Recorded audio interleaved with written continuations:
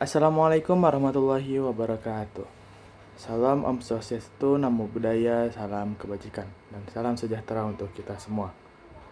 Perkenalkan, nama saya Muhammad Haris Sirojudin dari Program Studi Pendidikan Ekonomi Angkatan 2025. Video ini dibuat untuk memenuhi syarat kelulusan LIC 2025, yaitu LEPIM Intensive Class, yang merupakan bagian dari kegiatan LEPIM Regeneration 2025 yang diselenggarakan oleh UKM LEPIM UPI. Di sini saya akan menjelaskan materi dari 5 pertemuan yang ada pada saat LIC 2025. Pertemuan pertama membahas tentang kepemimpinan dan manajerial organisasi. Kepemimpinan adalah kemampuan untuk menggerakkan, memotivasi, dan memberi arah kepada orang lain demi mencapai tujuan bersama. Seorang pemimpin bukan hanya pengendali, tetapi juga pembawa harapan yang menumbuhkan semangat dalam timnya. Lalu, sebuah organisasi merupakan wadah di mana sekelompok orang bekerja secara bersama, terstruktur, dan untuk mencapai tujuan bersama pula. Agar organisasi berjalan efektif, dibutuhkan fungsi manajerial seperti perencanaan, pengorganisasian, pengarahan, dan pengawasan. Selain itu, komunikasi internal yang baik menjadi kunci keselarasan visi dan misi bersama. Evaluasi juga penting dilakukan untuk memastikan setiap kegiatan membawa perbaikan dan kemajuan. Shoot for the moon, even you miss, you will land among the stars. Kalimat inilah yang mengingatkan bahwa seorang pemimpin sejati harus berani bermimpi besar dan berani mencoba hal baru, karena setiap langkah menuju visi akan membawa pelajaran. Lalu di LIC pertemuan kedua ada itu tentang ide dan kepenulisan ilmiah. Setiap karya ilmiah lahir dari rasa ingin tahu terhadap masalah nyata. Tulisan ilmiah berbeda dari tulisan populer karena bersifat logis, sistematis, dan dapat diuji kebenarannya. Masalah penelitian dapat ditemukan melalui berbagai cara. Yang pertama observasi, yang kedua literatur, yang ketiga tren, lalu yang keempat ada diskusi.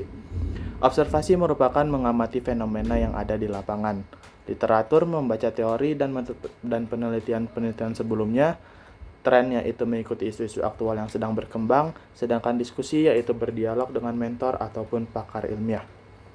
Setelah menemukan masalah, peneliti perlu merumuskan rumusan masalah, membuat hipotesis sebagai dugaan sementara, menentukan tujuan penelitian, serta menjelaskan manfaat penelitian. Nah, di sini manfaat penelitian dapat berupa dua hal. Yang pertama teoretis dan yang kedua praktis. Teoritis yaitu untuk memperkaya ilmu pengetahuan, sedangkan praktis untuk memberikan solusi nyata bagi masyarakat.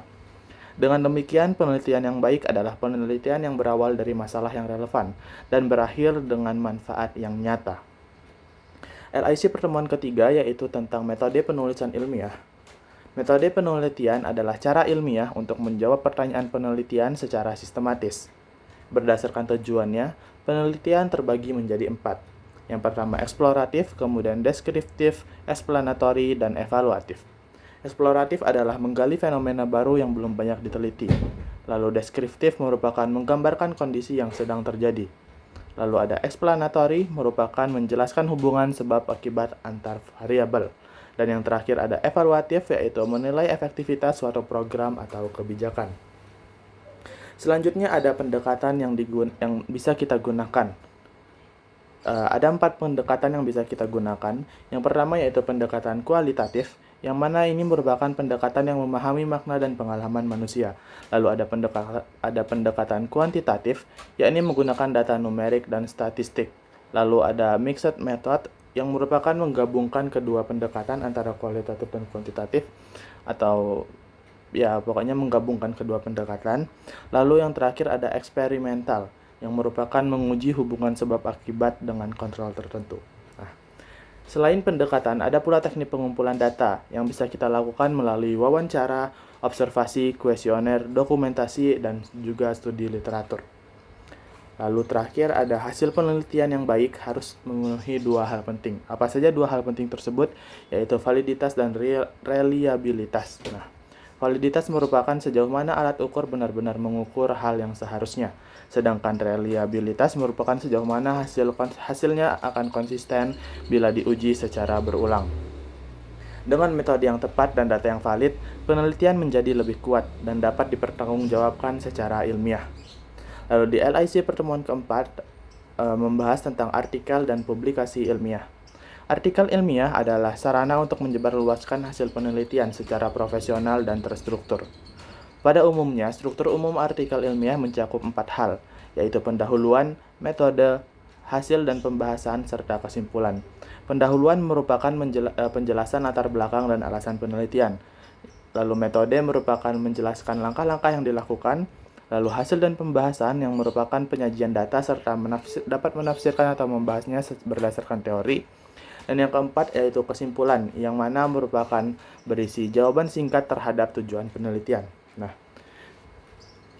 pada bagian pendahuluan terdapat abstrak yang merupakan menjadi ringkasan utama abstrak sebelum pendahuluan yang merupakan bagian abstrak yang merupakan menjadi ringkasan utama yang memuat masalah, metode, hasil, dan kesimpulan. Nah, penulisan hasil harus objektif, secara pembahasan mengkaitkan hasil penelitian dengan teori atau penelitian sebelumnya.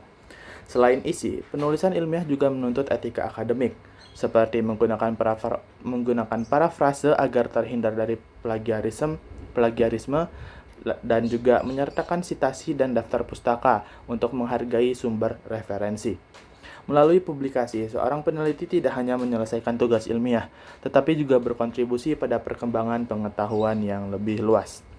Lalu di pertemuan kelima atau pertemuan terakhir, yaitu membahas tentang presentasi dan publikasi karya ilmiah. Karya ilmiah yang baik harus dapat disampaikan dengan jelas dan menarik. Presentasi dan poster ilmiah berfungsi untuk menjelaskan ide peneliti secara visual, padat, dan komunikatif.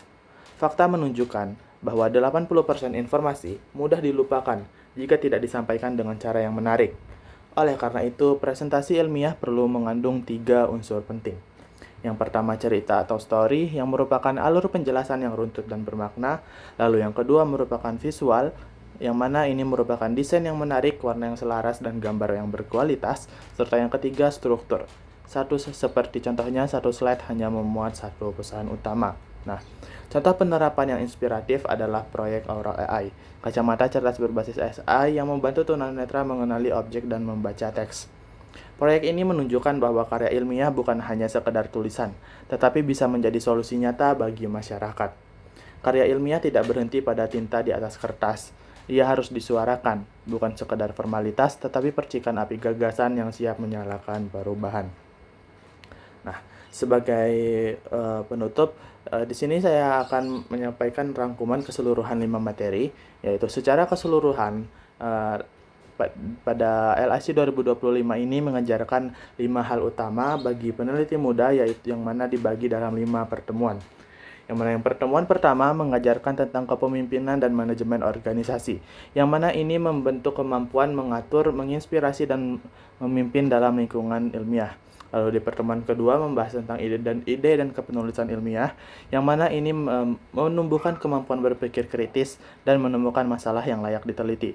Lalu di pertemuan ketiga ada pembahasan tentang metode penelitian, yang mana ini mengajarkan cara ilmiah untuk memperoleh data yang valid dan dapat dipertanggungjawabkan. Kemudian di pertemuan keempat ada artikel dan publikasi ilmiah, yang mana ini membekali kami sebagai peserta agar mampu menulis dan mempublikasikan karya secara profesional dan etis. Kemudian yang kelima ada presentasi ilmiah, yang mana ini melatih kemampuan kami peserta menyampaikan hasil penelitian secara menarik dan juga komunikatif. Dari seluruh materi tersebut, kita sebagai peserta diajak untuk tidak hanya tahu cara membuat karya ilmiah, tetapi juga memahami makna-maknanya, bahwa penelitian adalah bentuk nyata dari kontribusi terhadap kemajuan ilmu dan masyarakat. Untuk refleksi saya sendiri, setelah mengikuti LabM Intensif kelas 2025, memberikan saya banyak pengalaman dan pembelajaran yang bermakna. Saya belajar bahwa menjadi seorang peneliti muda bukan sekedar mampu menulis laporan atau memahami teori, tetapi juga tentang berpikir kritis, jujur terhadap data, dan berani mengubah ide menjadi karya yang bermanfaat. Kegiatan ini juga menumbuhkan kemampuan saya dalam memimpin, bekerja sama, dan berkomunikasi secara ilmiah. Saya belajar bahwa penelitian yang baik tidak berhenti pada hasil, tetapi harus memiliki nilai moral, tanggung jawab, dan dampak sosial. LabM Intensif Class mengajarkan bahwa keilmuan bukan hanya tentang angka atau teori, melainkan tentang keberanian untuk berpikir, meneliti, dan berbagi pengetahuan demi perubahan yang lebih baik.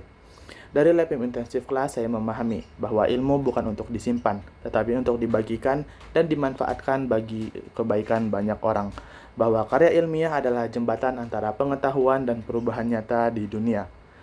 Mungkin cukup sekian penjelasan dari saya. Saya Muhammad Haris Sirojudin, Prodi Pendidikan Ekonomi Angkatan tahun 2025 dari LIC kelompok 16. Pamit undur diri. Wassalamualaikum warahmatullahi wabarakatuh.